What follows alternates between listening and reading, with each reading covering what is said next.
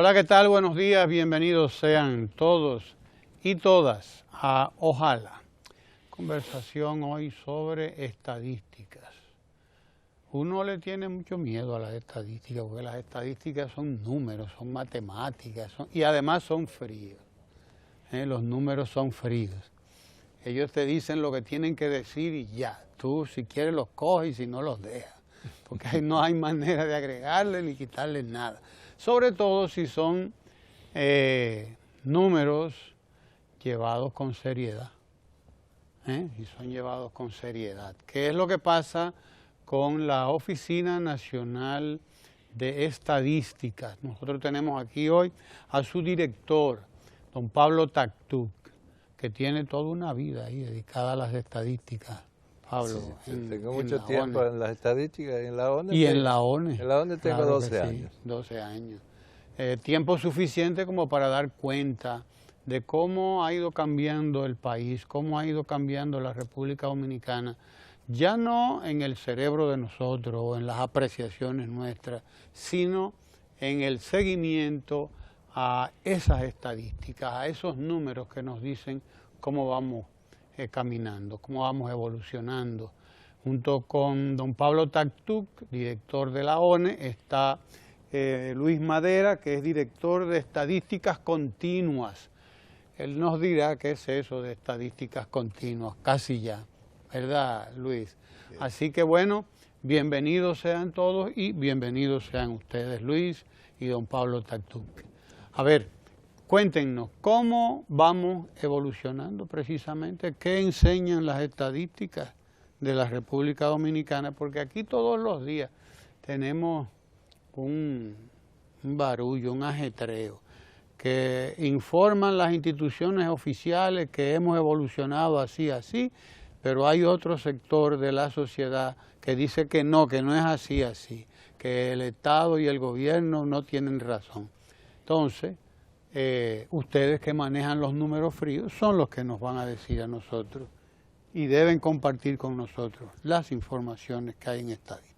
En 12 años que usted tiene ahí, don Pablo Taktuk, en la ONE, ¿qué ha pasado en la República Dominicana? Porque hemos entrado en un proceso de reforma y modernización del Estado, como se le ha llamado, ¿no?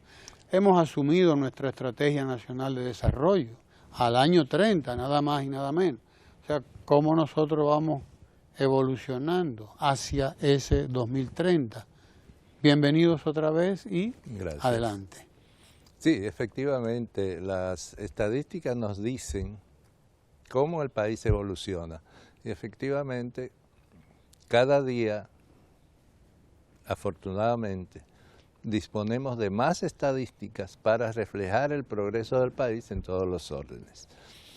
Y eso es sumamente necesario porque a la par del desarrollo tienen que ir los instrumentos que reflejan ese desarrollo, porque si no, nos quedamos a ciegas, vamos avanzando a tumbos y la verdad es que debemos avanzar de manera que todos nos demos cuenta de hacia dónde vamos y por dónde vamos.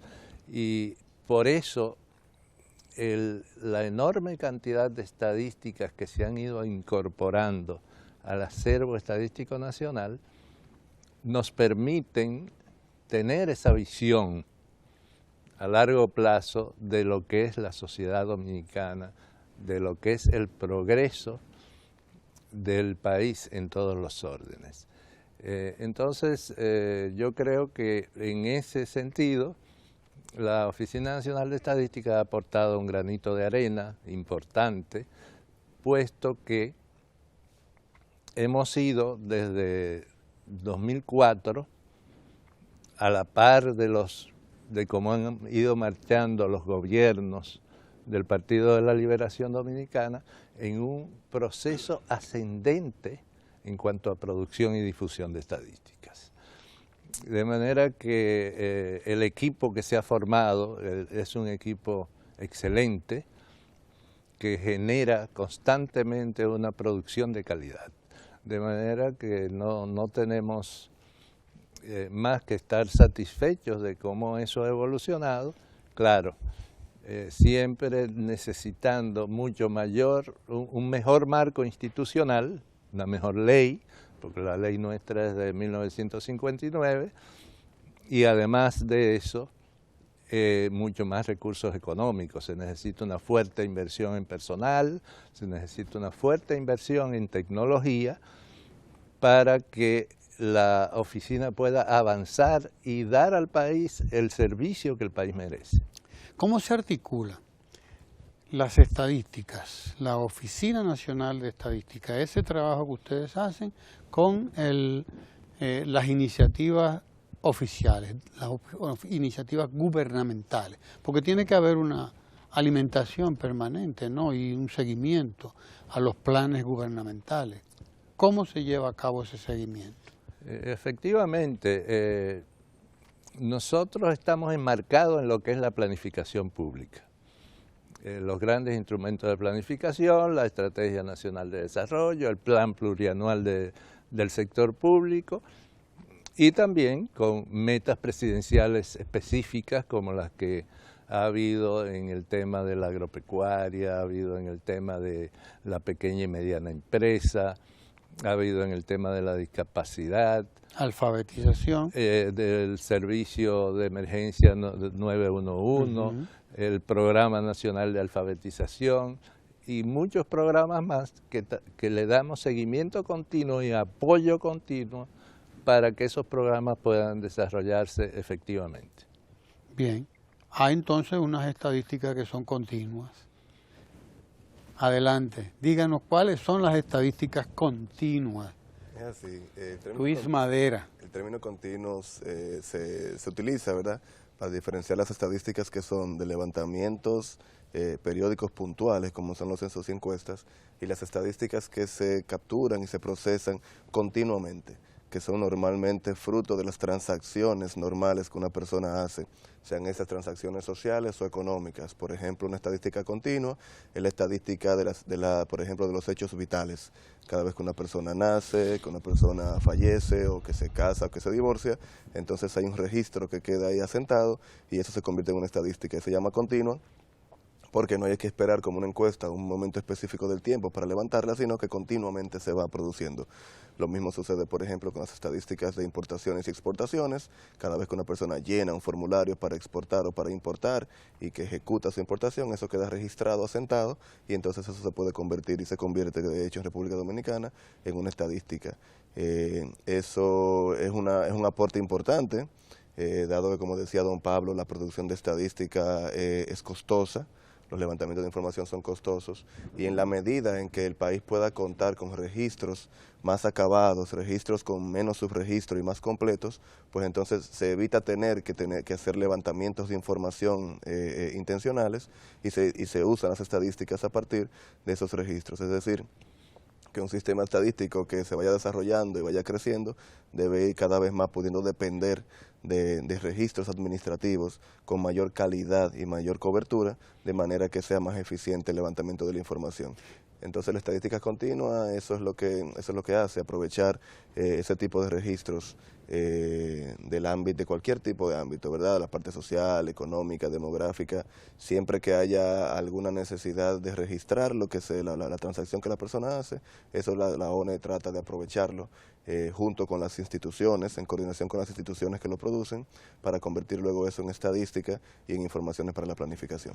¿Y cuán confiables son esas estadísticas, esos números, esos datos que ustedes van ordeñando así de la realidad, claro, sacando esos datos? ¿Cuán confiables son? Porque es que aquí tenemos, ustedes lo saben, estamos al salto de la pulga, porque cada quien lleva estadísticas también por ahí, y va diciendo, no, eso no es así, espérese, dependiendo de los intereses y eso. Entonces, ¿cuán confiables son esas estadísticas que sirve permanentemente la ONE?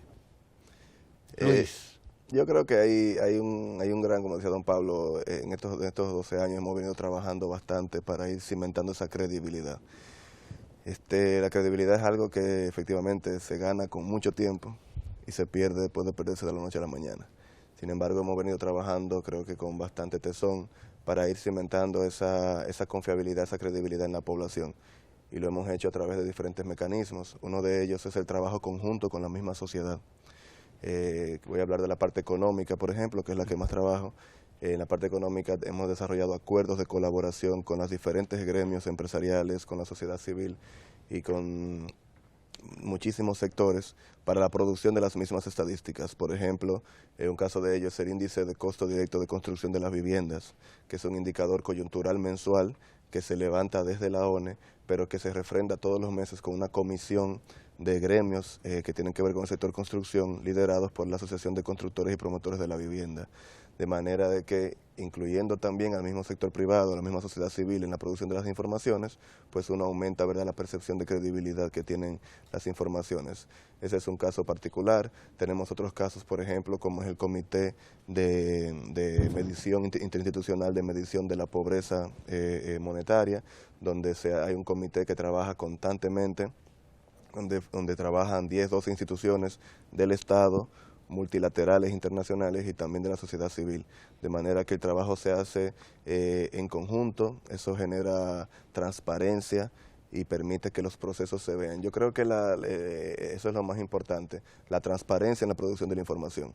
Es como los restaurantes. Usted va, por ejemplo, a un restaurante, ese restaurante de donas que hay nuevo aquí, y te permite ver cómo se van friendo las donas, cómo se cortan, cómo se rellenan. Si tú eres capaz, en estadísticas, de enseñarle a los demás cómo tú haces el proceso, entonces hay credibilidad.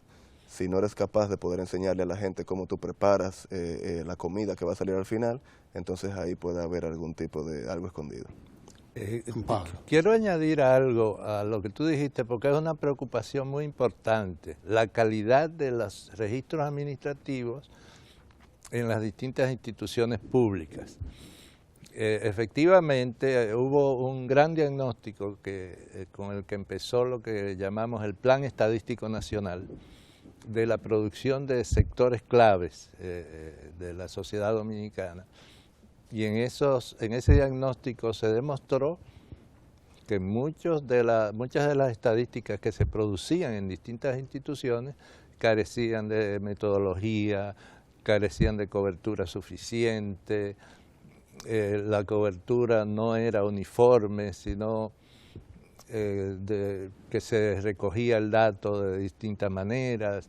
Entonces, eso hace que las estadísticas no tengan ni el rigor ni la calidad suficiente y se producen estas quejas y estas preocupaciones, estas inquietudes como las que tú manifestaste. Efectivamente, para vencer eso se está desarrollando lo que se llama el Plan Estadístico Nacional. El Plan Estadístico Nacional consiste en hacer una investigación exhaustiva en diversas instituciones de esos sectores clave a fin de determinar cómo están las estadísticas que se levantan, de manera que a partir de ahí se establecen planes de mejora de esas estadísticas y con esos planes de mejora que las instituciones desarrollan conjuntamente con la Oficina Nacional de Estadística, entonces esas estadísticas pasan a un nivel superior, pasan a ser de calidad. Entonces, eso es lo que procuramos a través del Plan Estadístico Nacional y de todos estos comités interinstitucionales que ha mencionado Luis. Estadísticas de pobreza. Nosotros estamos los últimos años, particularmente estos 4 años del presidente Danilo Medina y quizás un tanto antes también, bregando con presidentes a los que les interesan las estadísticas. Cosa que no era muy común antes. Así es. Estamos hablando de un presidente como el actual, que dice, bueno, yo quiero que haya 1 millón menos de analfabetos en este país. O sea, que se trazan metas concretas. 400.000 empleos, por ejemplo, crear 400.000 empleos. Y ahora 10 dice millones que se va, de turistas. o sea, 10 millones de turistas. O sea, estamos hablando de jefes de Estado, de gobierno, que se trazan cosas muy concretas, muy específicas, metas, ¿no? Como la Oficina Nacional de Estadística acompaña esas metas, esos procesos, ¿Cuáles procedimientos ustedes siguen? Y Bueno, además los estamos acompañando en esto. realmente usamos todos los procedimientos que sean necesarios para cada caso particular. Por ejemplo, un caso particular es Quisqueya Aprende Contigo. Con Quisqueya Aprende Contigo le dimos un detalle pormenorizado de dónde se encontraban, punto por punto del país, todos los analfabetos del país.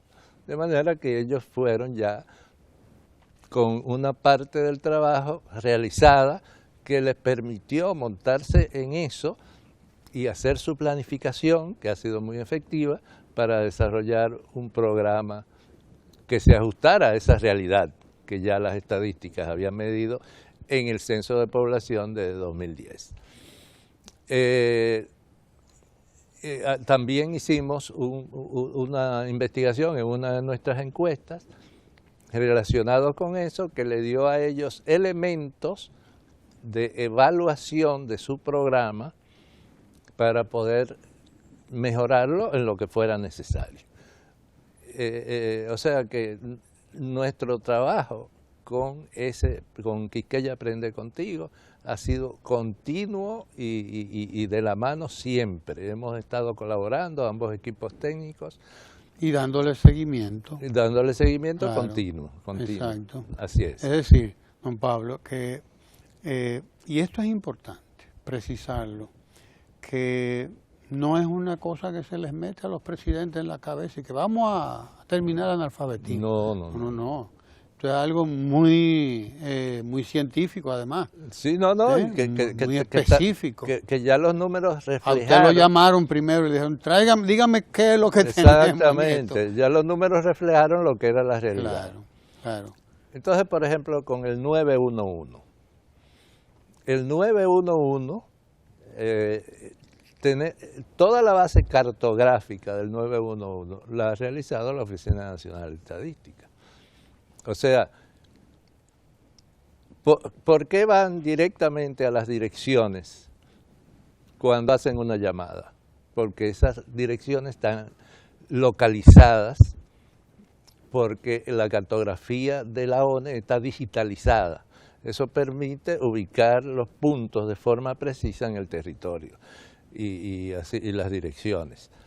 Entonces, o sea que ustedes nos tienen a todos nosotros en un mapa allá y se llega a donde uno está. Sí, pero eso se maneja con mucha confidencialidad. Claro que sí. Entonces también está el tema, por ejemplo, y de eso le va a hablar Luis, que tiene una serie de recursos para apoyar el programa de las pymes, de las MIPYMES. Se ha hecho Micro, un trabajo pequeñas y medianas excelente empresas. En apoyo, junto con el Ministerio de Industria y Comercio, en apoyo a las MIPYMES. Así que si tú quieres, Luis, explícale todo lo que sea sobre las MIPYMES. Sí, porque ese es un tema además crucial para la producción de empleo. Claro. Producción de empleo, y es un tema que el presidente de la República asumió además como un norte. Hay que apoyar las MIPYMES, desarrollar las MIPYMES, porque ahí es donde se crea empleo realmente. Seguro. Ahí. Adelante, Luis, háblanos de las MIPYMES y del trabajo que se está haciendo. Sí, como bien dice don Pablo, y luego como usted recalca, es un tema bastante importante para la producción, primero para la producción de empleo, de riquezas en el país, y por tanto para la producción de estadísticas. ¿Verdad? Tenemos que como misión estar detrás de lo que es la política pública. Y si las MIPYMES se priorizan, pues entonces nosotros tenemos que priorizar las MIPYMES, y así lo hicimos desde inicio de este periodo de gobierno, desarrollando primeramente los acuerdos de colaboración, tanto con la Fundación Reservas del País, como con el Viceministerio de Fomento de las Pymes en el Ministerio de Industria y Comercio. En ese sentido, hemos desarrollado varias iniciativas, entre ellas mencionar la producción de información de la Fundación Reservas del País. Cada préstamo de segundo piso que la Fundación entrega es registrado y es procesado en una base de datos para poder darles informaciones a la ciudadanía y a los tomadores de decisiones de las características de esos préstamos, cómo eso ataca los sectores más vulnerables, dividido por género, dividido también en función de las actividades económicas, localización geográfica y demás temas que tienen que ver con la caracterización de esos préstamos, así como un levantamiento particular que hicimos junto a ellos el año pasado para tratar de identificar o estimar, digamos, el impacto que tiene la microfinanza en el bienestar de los negocios y de las viviendas o hogares que se benefician de esos negocios. Por otro lado, hemos estado trabajando también en conjunto con el Viceministerio de Fomento a las Pymes, y con ellos también hemos desarrollado algunas iniciativas que se van a enmarcar en lo que es el Observatorio Nacional de las MIPYMES, que es un ente, digamos, un grupo de instituciones que están conjuntamente siempre observando cómo va la tendencia, cómo va la evolución de las MIPYMES a nivel nacional. Ese observatorio viene produciendo prácticamente de manera mensual boletines informativos para que la sociedad vaya conociendo diferentes características del sector de las MIPYMES. Eso se produce, lo produce la ONE junto al Viceministerio de las Pymes y además otras instituciones que tienen que ver también con el tema. También en ese marco, en el año 2013, la encuesta de hogares de propósitos múltiples incluye por primera vez un módulo de MIPYMES, donde se obtuvo bastante informaciones también de todo el entorno de las micro, pequeñas y medianas empresas, sean estas formales o informales.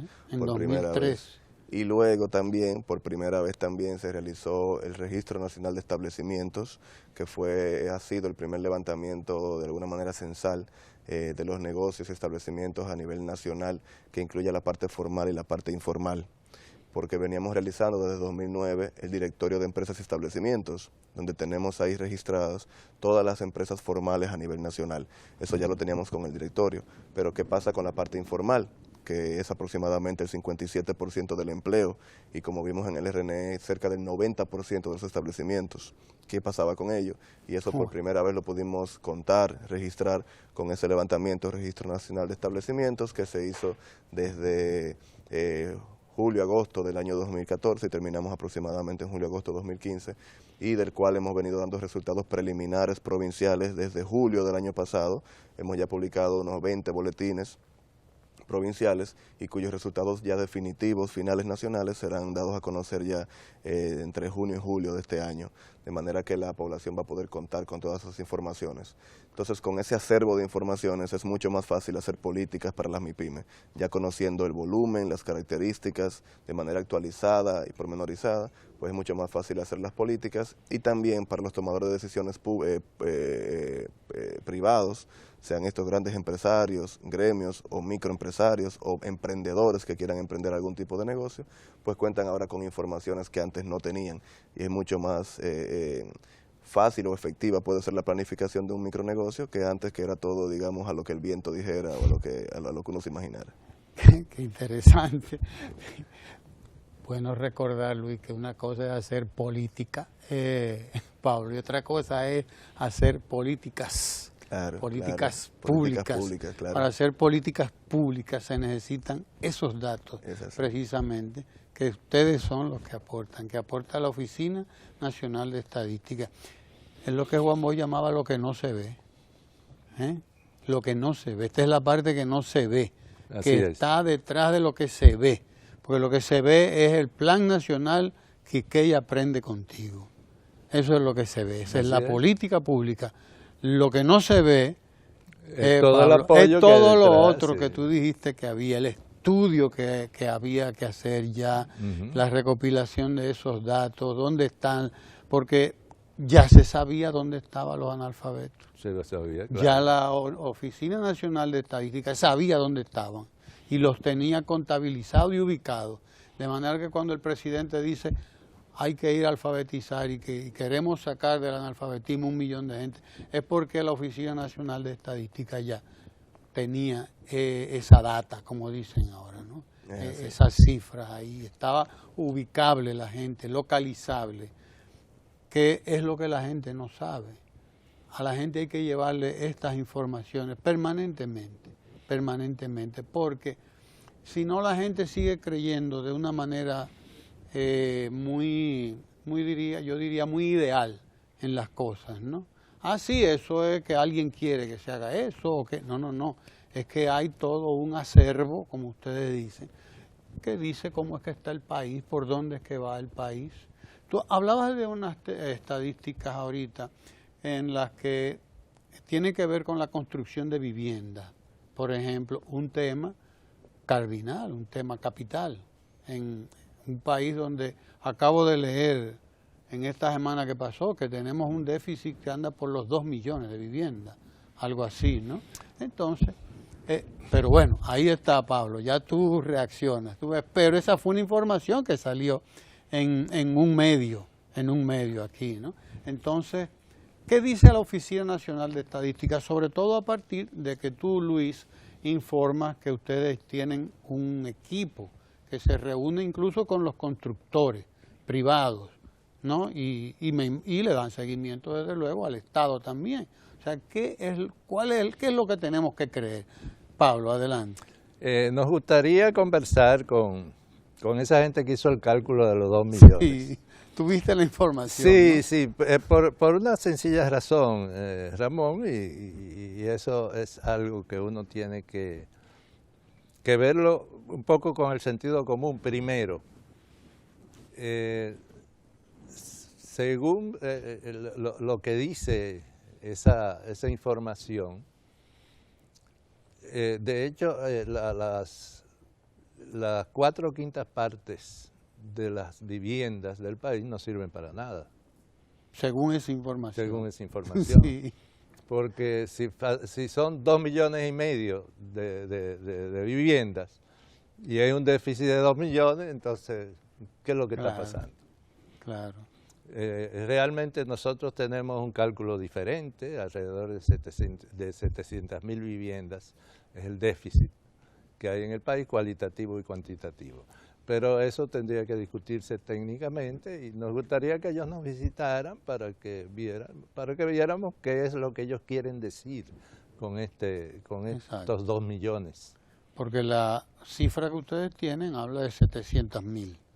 El déficit anda por los 700.000. Bueno. Yo creo que sí, es importante, por eso que don Pablo menciona, que muchas veces la opinión pública recibe una información de un lado y recibe una información de otro. Inmediatamente se piensa en que una tiene calidad y la otra no tiene calidad.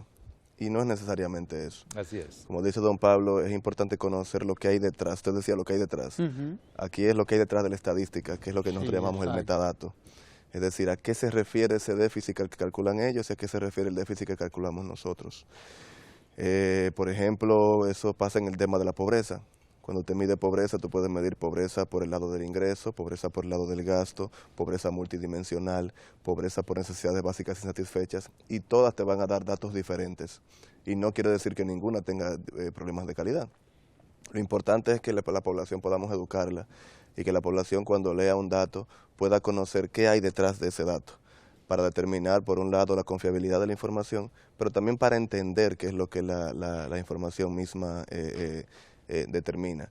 Por ejemplo, la ONE puede decir, por un lado, que hay 56.000 empresas, y por otro salir ahorita en junio y decir que hay 440.000 establecimientos económicos. La gente va a decir, bueno, pero la ONE se dice y se desdice. No, lo que pasa es que por un lado estamos hablando de empresas formales, que son 56.000, que es lo que hay en el Directorio de Empresas 2013, y por el otro lado hablo de empresas o establecimientos formales o informales, donde hay 440. Si la gente, cuando recibe la información, no recibe ese apellido, esa información detallada, entonces piensa en que, bueno, la ONU, ¿cuál es el dato? Y eso puede pasar con la ONU y puede pasar también con otras instituciones, y puede ser que eso es lo que suceda con esos datos del déficit habitacional, por ejemplo, y quise aprovechar para hacer esa acotación, que la gente tiene que conocer lo que hay detrás y conversar técnicamente, como dice don Pablo, para poder dimensionar y poner en su justo lugar, digamos, qué es lo que la estadística dice. Pobreza, ese es otro dato que aquí todo el mundo tiene el suyo, como tú decías, ¿no? Pero que el gobierno y el Estado están obligados a llevar una estadística, unos números que no engañen, que sean fieles. Entonces, ¿cuál es la situación con los datos de pobreza, por ejemplo? Bueno, esa dispersión se ha reducido bastante, es decir, antes cada institución pública prácticamente tenía un dato de pobreza diferente. Ya a nivel del sector oficial eso se ha eliminado porque existe como ya lo explicó Luis, un comité interinstitucional para la medición de la pobreza monetaria Y ahí participan el Ministerio de Economía, Planificación y Desarrollo, participa Banco Central, participa Salud Pública, Trabajo. participan Ministerio de Trabajo. Ministerio de Trabajo, inclusive instituciones internacionales, el PNUD, el Banco Mundial, la CEPAL también. De manera que ese comité interinstitucional dicta la metodología, traza las normas, las pautas para que esa medición sea uniforme de calidad y que todos estemos de acuerdo en qué es lo que estamos midiendo, como dice Luis, que eso es muy importante. Y todavía hay mediciones alternativas, por ejemplo, el Banco Mundial tiene su medición, que es en base a una línea de pobreza de $1.25, ¿verdad?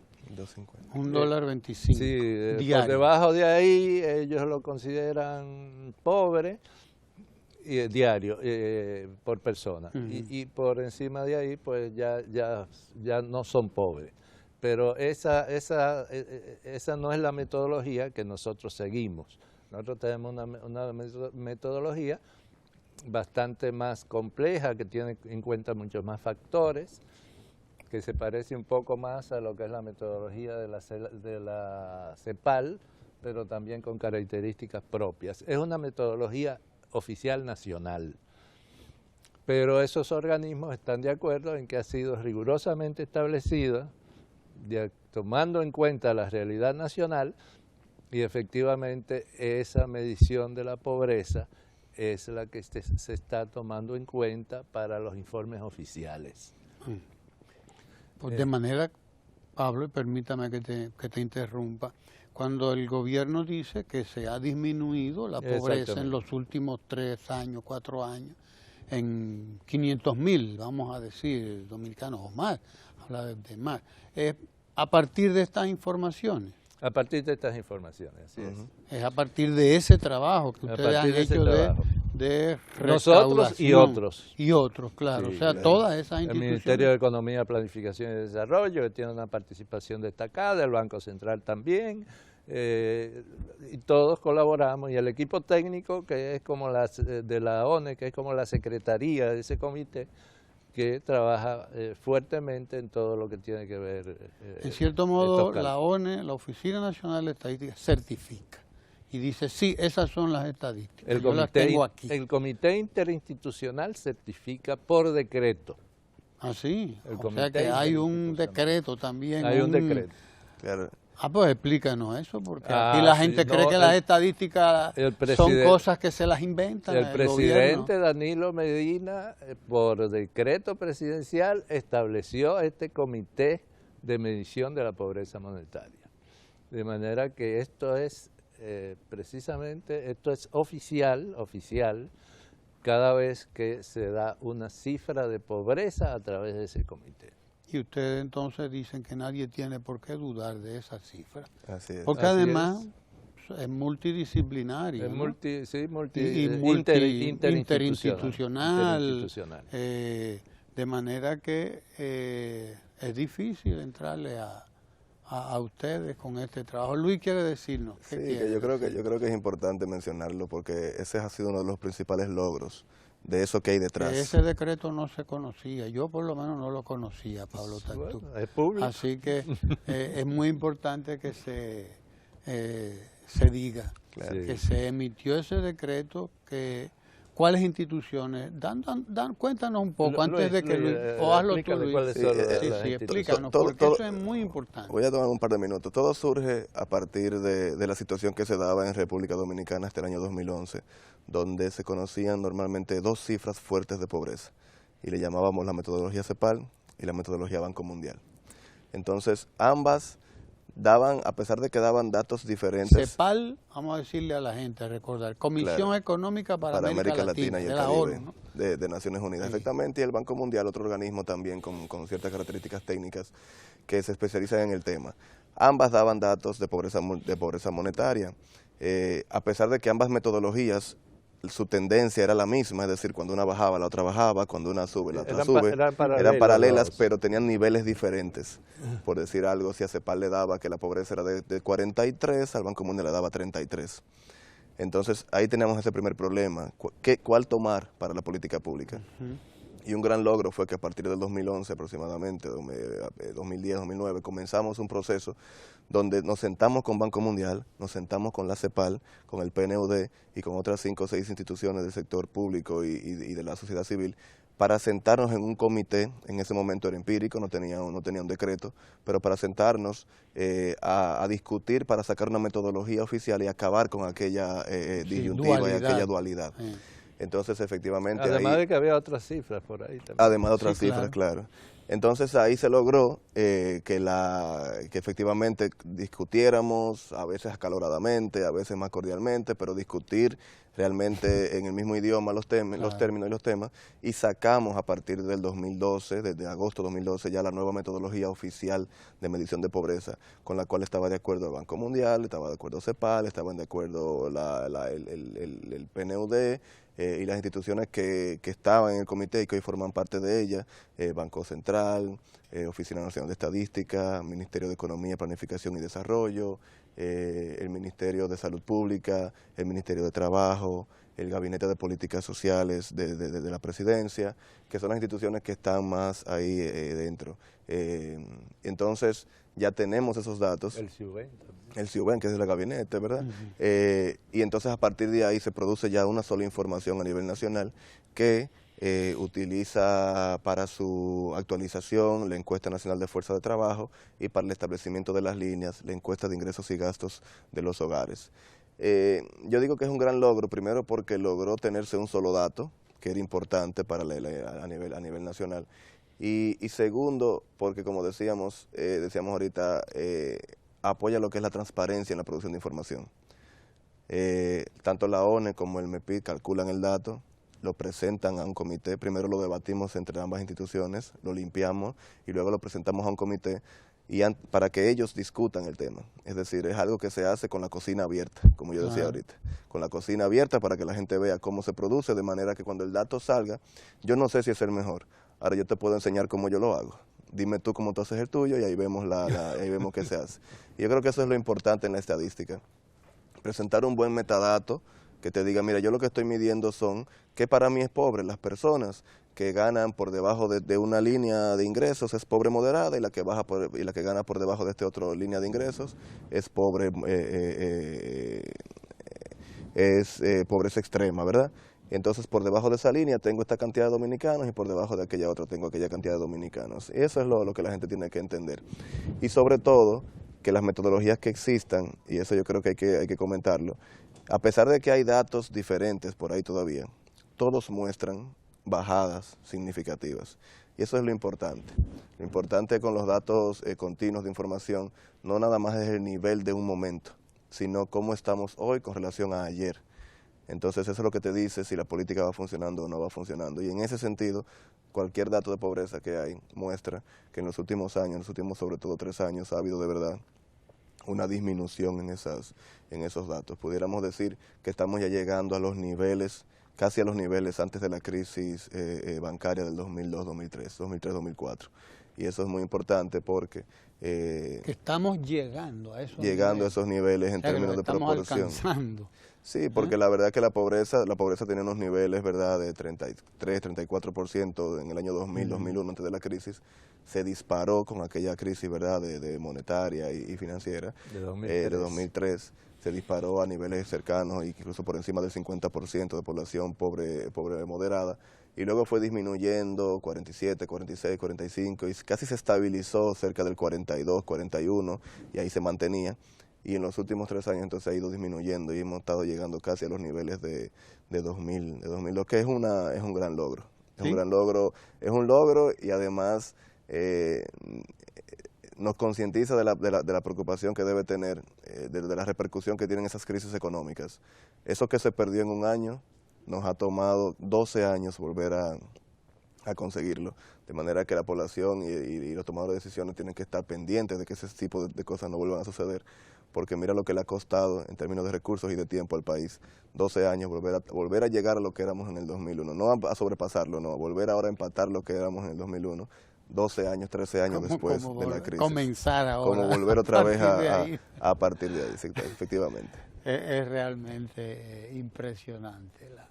La gente no sabe realmente no solo la magnitud de este tipo de información que tú planteas, Luis, sino también la importancia y la magnitud del trabajo que se hace en una institución como esta, la Oficina Nacional de Estadística. Y que hay cosas que no se saben. Por ejemplo, en este momento, Luis acaba de venir de Washington. Allá se nos hizo a la Oficina Nacional de Estadística un reconocimiento del índice de precios del productor, que es un producto de la ONE, como un caso de éxito. Eso fue presentado internacionalmente. Índice de precios del productor en el Fondo Monetario Internacional en Washington. Entonces, si tú quieres contarle algo de esa experiencia, Luis. Sí, claro, fue una experiencia bastante interesante, dado que ese indicador, el índice de precios del productor, era algo que el país necesitaba. ¿Por qué lo necesitaba?